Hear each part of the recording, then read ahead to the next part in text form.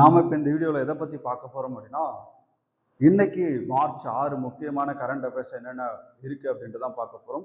Already நம்முடைய Seyon IAS academy YouTube சேனலில் வந்து பார்த்தீங்கன்னா, சேயோன் நடப்பு 365 அப்படின்னு சொல்லக்கூடிய ஒரு சீரீஸ் வெற்றிகரமாக போயிட்டுருக்கு. அதில் பிரிமினரி மெயின்ஸுக்கு நம்ம ரெண்டுக்குமே சேர்த்து தான் என்ன பண்ணுறோம், நடப்பு நிகழ்வுகள் அப்படின்றத கொடுத்துட்ருக்கோம். அதுலேயும் முக்கியமாக உங்களுக்கு வந்து பார்த்தீங்க அப்படின்னா, தமிழ்நாட்டினுடைய டாப்பில் இருக்கக்கூடிய பேப்பர்ஸான தி ஹிந்து, தினமணி போன்ற பேப்பர்களில் என்னென்ன முக்கியமான விஷயம் இருக்கோ அதெல்லாம் எடுத்து நம்ம சேர்த்து கொடுத்துருக்கோம். அதுதான் நம்ம பார்க்க போகிறோம். முதல்ல பாருங்க, இன்டர்நேஷனல் உமன் டே IWD. ஓகேவா? இப்போ வந்து பார்த்தீங்கன்னா மார்ச் 8 ஒவ்வொரு ஆண்டும் வந்து பார்த்தீங்கன்னா பெண்கள் தினம், மகளிர் தினம் வந்து கொண்டாடப்படுது. இந்த மகளிர் தினத்தினுடைய கருப்பொருள் என்ன அப்படின்றத வந்து பார்த்தீங்கன்னா சொல்லியிருக்காங்க. அதை பற்றி பார்ப்போம். பெண்களின் உரிமைகளுக்காகவும் வாதாடுவதற்காக 20ஆம் நூற்றாண்டின் முற்பகுதியில் தொழிலாளர் இயக்கத்தில் இருந்து தான் இந்த மார்ச் 8, அதாவது பெண்கள் தினம் அப்படின்றது உருவானது. அதனுடைய குறிக்கோள் பார்த்தீங்கன்னா, பெண்களின் சாதனைகள் மற்றும் பங்களிப்புகளை கொண்டாடுதல் மற்றும் பாலின சமத்துவம் மற்றும் பெண்கள் எதிர்கொள்ளும் தொடர்ச்சியான சவால்கள் பற்றி விழிப்புணர்வு ஏற்படுத்துறது தான் இந்த மார்ச் 8 மகளிர் தினத்தினுடைய முக்கிய நோக்கம். ஓகே, பாருங்க, அவருடைய தீம் என்ன, கருப்பொருள் என்னன்னு கேட்பாங்க. இதுதான் நமக்கு கொஸ்டின், ரொம்ப ரொம்ப முக்கியம். ஒவ்வொரு ஆண்டும் பாலின சமத்துவத்தின் ஒரு குறிப்பிட்ட அம்சத்தை நிவர்த்தி செய்ய ஒரு வித்தியாசமான கருப்பொருள் அப்படின்றது தேர்ந்தெடுக்கப்படும். 2026 சர்வதேச மகளிர் தினத்தினுடைய கருப்பொருள் என்ன அப்படின்னு கேட்டாங்கன்னா, ஆதாயத்திற்காக கொடுங்கள், ஆதாயத்திற்கு கொடுங்கள் அப்படின்றதான் அதனுடைய கருப்பொருள். ரொம்ப ரொம்ப முக்கியம். ஓகே, பாருங்க, உலகளாவிய அங்கீகாரம். ஐக்கிய நாடுகள் சபை 1975ஆம் ஆண்டு சர்வதேச மகளிர் தினத்தை அதிகாரப்பூர்வமாக அறிவிச்சது. அப்போ மகளிர் தினம் அப்படின்றது அதிகாரப்பூர்வமா எப்போ அறிவிக்கப்பட்டது அப்படின்னு கேட்பாங்க. 1975 மார்ச் 8 தான் நம்ம ஒவ்வொரு ஆண்டும் மகளிர் தினம் அப்படின்றது கொண்டாடிட்டு வரோம். ரொம்ப முக்கியம். இதோடைய தீம் என்ன 2026 அப்படின்னு பார்த்தீங்கன்னா, ஆதாயத்திற்கு கொடுங்கள் அப்படின்னு சொல்றது. ஓகேவா? என்னது? ஆதாயத்திற்கு கொடுங்கள். அப்ப பாருங்க, அதன் பின்னர் ஒவ்வொரு ஆண்டும் வந்து பார்த்தீங்கன்னா மார்ச் 8ஆம் தேதி உலகம் முழுவதும் இந்த மகளிர் தினம் அப்படின்றது கொண்டாடப்படுது.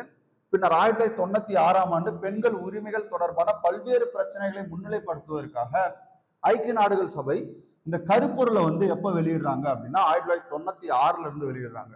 அப்ப பாருங்க, 1975ல இருந்து தான் நம்ம என்ன பண்றோம், குறிப்பா இந்த மகளிர் தினத்தை வந்து கொண்டாடிட்டு வரோம். ஆனா இந்த மகளிர் தினத்தை கொண்டாடிட்டு வந்தாலும் கூட அந்த மகளிர் தினத்துக்கான கருப்பொருள் அப்படின்றது நம்ம 1975ல இருந்து உருவாக்கி நம்ம அதை வெளிப்படுத்தி இருக்கோமா அப்படின்னு பாத்தீங்கன்னா கிடையாது. அது வந்து நார்மலா மகளிர் தினம் அப்படின்ற மாதிரி தான் கொண்டாடப்படும். ஆனா 1996க்கு அப்புறம் வந்து பாத்தீங்க அப்படின்னா உங்களுக்கு அதுல ஒரு கருப்பொருள் சேர்க்கிறாங்க. எதுக்காக அப்படின்னா, அந்த பெண்கள் எதிர்கொள்ளக்கூடிய பிரச்சனையை அந்த கருப்பொருளை வச்சு அதன் மூலம் என்ன பண்றது, விழிப்புணர்வு ஏற்படுத்துறது. அப்ப ஐக்கிய நாடுகள் சபை இந்த நாளுக்கான வருடாந்திர கருப்பொருளை வந்து 1996ல இருந்து என்ன பண்ணாங்க, கொண்டுட்டு வந்தாங்க. அவ பாருங்க, 2015ஆம் ஆண்டில் ஐக்கிய நாடுகள் சபை நிலையான வளர்ச்சி இலக்கு SDG, ஓகேவா, அதுல SDG 5 எதை பத்தி சொல்லுது அப்படின்னா, பாலின சமத்துவத்தை அடைவதிலும் அனைத்து பெண்களுக்கும் சிறுமிகளுக்கும் அதிகாரம் அளிப்பதில் கவனம் செலுத்தணும் அப்படின்னு சொல்லுது. ஓகேவா? சப்ஸ்டனேட்டிவ் டெவலப்மெண்ட் கோல்ஸ் அப்படின்னு சொல்லுவாங்க. ஐக்கிய நாடுகள் வெளியிட்ட முக்கியமான அந்த இலக்குகள்ல வந்து பாத்தீங்கன்னா SDG 5 வந்து பாலின சமத்துவத்தை அடைதல். இன்று பெண்களின் சாதனைகளை போற்றவும் பாலின சமத்துவத்தை ஊக்குவிக்கவும் உலகம் முழுவதும் சர்வதேச மகளிர் தினம் அப்படின்றது கொண்டாடப்படுது. அரசாங்கங்கள், அமைப்புகள் மற்றும் சமூகங்கள் பெண்களின் உரிமைகளை முன்னிலைப்படுத்தவும் சமமான மற்றும் உள்ளடக்கிய சமூகத்தை ஊக்குவிக்கவும் பல்வேறு நிகழ்வுகள், பிரச்சாரங்கள், விவாதங்கள் அப்படின்றது ஏற்படுத்தப்படுது. இதுல வந்து பாத்தீங்க அப்படின்னா, இப்போ ட்ரெண்ட்ல எப்படி இருக்கு அப்படின்னா, நிறைய நியூஸ் சேனல்ஸ் என்ன பண்றாங்கன்னா, சர்வதேச மகளிர் தினத்துக்கு இப்போ தமிழ்நாட்டுக்குள்ள பாத்தீங்கன்னா, தமிழ்நாட்டுல இருக்கக்கூடிய ஆளுமைகள் யார் யாரு, அரசியல் ஆளுமைகளாக இருக்கலாம், அல்லது தொழிலதிபராக இருக்கலாம், இல்ல கல்வித்துறையில சாதனை செஞ்சவங்களா இருக்கலாம், அல்லது குறு சிறு நடுத்தர தொழில சாதனை செஞ்சவங்களா இருக்கலாம், அல்லது ரொம்ப அடிமட்டத்துல இருந்து ஒரு உயரத்துக்கு வந்தவங்களா இருக்கலாம். இப்படி பல்வேறு தரப்பு மக்கள்ல இந்த மகளிரை கூட்டு அவங்களுக்கான விருதுகள் அப்படின்றது கொடுக்கப்படுது. இந்த தினத்துல நிறைய விஷயங்கள் பண்ணுவாங்க. ஸ்கூல், காலேஜஸ்ல விழிப்புணர்வு ஏற்படுத்துறது, பொது இடங்கள்ல விழிப்புணர்வு ஏற்படுத்துறது, அரசும் வந்து பாத்தீங்கன்னா இந்த விழிப்புணர்வுல வந்து பங்கேற்றுட்டு இருப்பாங்க. அப்ப சர்வதேச பெண்கள் விவசாய ஆண்டு ரொம்ப ரொம்ப முக்கியம். இது வந்து பாத்தீங்கன்னா உங்களுக்கு பிரிமினரி மெயின்ஸுக்கு ரொம்ப முக்கியமானது. சர்வதேச பெண் விவசாயிகள் ஆண்டு, அதை வந்து ஐநா என்ன பண்ணிருக்காங்க அப்படின்னா அறிவிச்சிருக்காங்க. ஐநாவினுடைய முக்கியமான அமைப்பான FA, ஓகேவா, ஃபுட் அண்ட் அக்ரிகல்ச்சர் ஆர்கனைசேஷன் இருக்கு இல்லையா, அவங்க தான் இந்த தினத்தை வந்து முன்மொழிஞ்சு அதன் அடிப்படையில் 100க்கும் மேற்பட்ட நாடுகள் இதை ஏத்துக்கிட்டு இந்த சர்வதேச பெண் விவசாயிகள் ஆண்டு 2026 கொண்டாடப்படுது. 2026 சர்வதேச பெண் விவசாயிகள் ஆண்டாவும் அறிவிச்சிருக்காங்க. இது எதுக்காக அப்படின்னா, பெண் விவசாயிகள் விவசாயத்தில் செய்யக்கூடிய பங்களிப்பு தெரியாமலே இருக்கு. அதை ஊக்குவிக்கணும், அதை மேம்படுத்தணும், பாலின சமத்துவத்தை அடையணும் அப்படின்ற நோக்கத்துக்காக இது கொண்டு வரப்பட்டது. அப்போ உலகளாவிய மற்றும் பிராந்திய பங்களிப்புகள், குறிப்பா இவங்க எந்த அளவுக்கு பங்களிச்சிருக்காங்க அப்படின்னு பாத்தீங்கன்னா, இங்க பாருங்க, உலகளாவிய விநியோக திட்டத்தில் கிட்டத்தட்ட பாதிக்கு பெண்களுடைய பங்களிப்பு தான் இருக்கு. அதுல வளரும் நாடுகளில் உணவு உற்பத்தியில கிட்டத்தட்ட 60 to 80% யார் பங்களிப்பு செய்யறாங்க அப்படின்னா பெண் விவசாயிகள் தான் பங்களிப்பு செய்யறாங்க. தெற்காசியாவில் அவர்கள் விவசாய தொழிலாளர்கள் பணியில 39% பாத்தீங்க அப்படின்னா இருக்கு. இது உணவு முறையில் அவர்களின் முக்கியத்துவ பங்கை எடுத்துக்காட்டுது. ஏன்னா இந்த அளவுக்கு பாத்தீங்கன்னா பெரும்பாலும் இப்ப நீங்க தமிழ்நாட்டுக்குள்ளேயே இந்தியாவுக்குள்ளே எடுத்துக்கிட்டீங்கன்னா அதிக உங்களுக்கு பாத்தீங்க அப்படின்னா விவசாய தொழிலில் ஈடுபடக்கூடியவர்கள் பெண்கள் தான். பாருங்க, நில உரிமையில் உள்ள ஏற்றத்தாழ்வுகள் இந்தியாவில் பொருளாதார ரீதியாக சுறுசுறுப்பான பெண்களில் 80% பேர் விவசாயத்தில் ஈடுபட்டாலும் பாருங்க 80% பேர் இந்தியாவில் விவசாயத்தில் ஈடுபட்டிருக்காங்க. ஆனா 14% பேர்கிட்ட மட்டும்தான் விவசாய நிலத்தை வச்சிருக்காங்க. 80% பெண்கள் விவசாயத்தில் ஈடுபட்டாலும் அதுல 14% பெண்கள் மட்டும்தான் என்ன பண்றாங்க, நிலம் வைத்திருக்கிறார்கள்.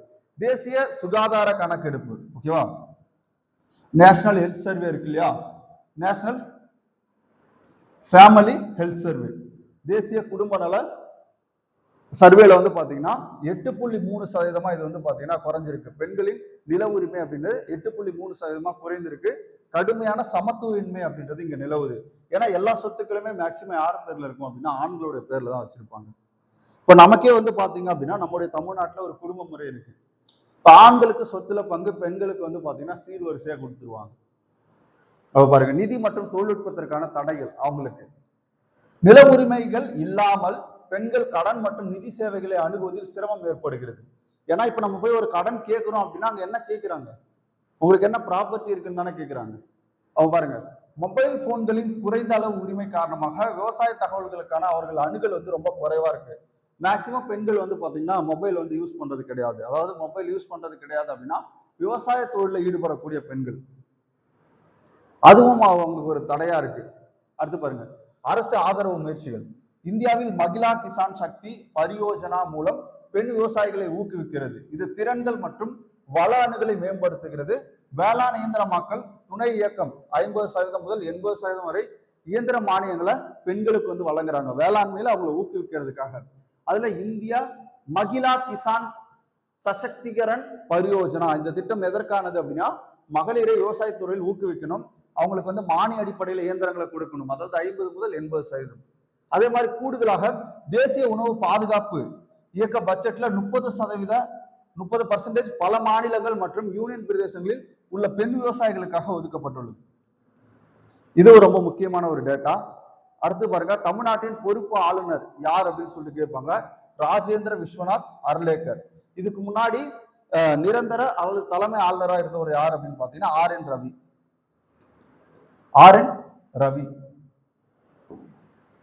பாருங்க, இந்த ஆர்.என். ரவி இருக்காரு இல்லையா, இந்த ஆர்.என். ரவி மேற்கு வங்க ஆளுநராக இப்ப நியமிக்கப்பட்டாங்க. மேற்கு வங்க ஆளுநராக ஆர்.என். ரவி நியமிக்கப்பட்டதால் கேரளாவினுடைய ஆளுநராக இருக்கக்கூடிய ராஜேந்திர விஸ்வநாத் அர்லேக்கர் அவர்கள் தமிழ்நாட்டினுடைய பொறுப்பு ஆளுநராக என்ன பண்ணியிருக்காங்க, நியமிச்சிருக்காங்க. இது ரொம்ப முக்கியமான ஒரு நியமனம் இன்னைக்கு நியூஸ் பேப்பர்ல. அப்ப நம்ம பார்த்ததுல என்னென்ன பார்த்திருக்கோம் அப்படின்னு பாத்தீங்கன்னா, உங்களுக்கு பாருங்க, சர்வதேச பெண் விவசாயிகள் ஆண்டு எது அப்படின்னு சொல்லிட்டு கேட்பாங்க. 2026 ரொம்ப முக்கியமான ஒரு கரண்ட் அஃபேர்ஸ். அதே மாதிரி பாருங்க, மார்ச் 8 மகளிர் தினம். இந்த மகளிர் தினத்துல நம்ம பார்த்தது அதோடைய தீம் என்னன்னு பார்த்தோம். அந்த தினம் எப்போ கொண்டாடப்பட்டது அப்படின்றதையும் பார்த்திருப்போம். ஓகேவா, அந்த தினம் பாத்தீங்க அப்படின்னா 1975 இருந்து கொண்டாடிட்டு வரோம். குறிப்பா 1996 இருந்து அதுல கருப்பொருள் அப்படின்றத சேர்த்திருப்போம். மார்ச் 8 தேசிய மகளிர் தினம் கொண்டாடப்படுது. அப்போ அதோடைய கருப்பொருள் 2026 ஆதாயத்திற்கு கொடுங்கள். எதுக்கு கொடுங்கள், ஆதாயத்திற்கு கொடுங்கள் அப்படின்றது. ஓகே, பாருங்க, ரொம்ப முக்கியமான டேட்டாஸ்லாம் பார்த்தோம். அதே மாதிரி எஸ்டிஜி இலக்கு பாலின சமத்துவம் பத்தி சொல்லக்கூடியது. எஸ்டிஜி இலக்கு பாத்தீங்க அப்படின்னா 5, அது பாலின சமத்துவம் பத்தி சொல்லுது. சர்வதேச பெண்கள் ஆண்டுல ரொம்ப முக்கியமா நம்ம பார்க்கறது, இந்தியாவில் 80% பேர் விவசாயிகள் யார் அப்படின்னு பாத்தீங்கன்னா பெண் விவசாயிகள். அது ஒரு முக்கியமான டேட்டாஸ் பார்த்திருப்போம். அவங்களுக்கு அரசு கொடுக்கக்கூடிய திட்டம் பாத்தீங்கன்னா மகிழா கிசான் சசக்திகரன் பரியோஜனா, இந்த திட்டத்தின் மூலம் அவங்களுக்கு 50 முதல் 80% வரை இயந்திரமயமாக்கலுக்காக இயந்திரமாங்களுக்கு மானியம் அப்படின்றத கொடுக்குறாங்க. அதே மாதிரி தேசிய உணவு பாதுகாப்பு இயக்க பட்ஜெட்ல 30% எல்லா மாநிலங்களும் பெண் விவசாயிகளுக்காக ஒதுக்குறாங்க. இது பார்த்திருப்போம். தமிழ்நாட்டினுடைய பொறுப்பு ஆளுநர் யாருன்னு கேட்டாங்கன்னா ராஜேந்திர விஸ்வநாத் அர்லேக்கர், ரொம்ப முக்கியம். ஓகேவா? அப்ப இன்னைக்கு கரண்ட் அஃபேர்ஸ்ல மார்ச் 6ல உங்களுக்கு இருக்கக்கூடிய ரொம்ப முக்கியமான கரண்ட் அஃபேர்ஸ் எல்லாமே நம்ம பார்த்திருக்கோம்.